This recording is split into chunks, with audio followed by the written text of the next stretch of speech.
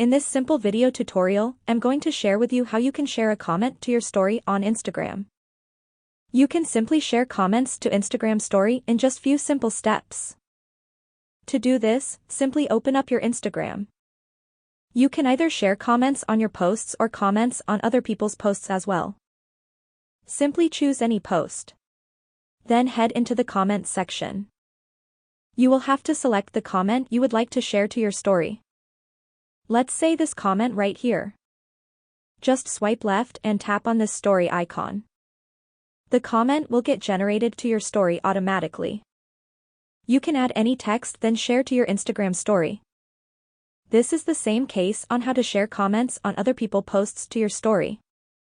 That's how easy it is to share comments to your Instagram story. If you have any questions, just let me know in the comments section down below.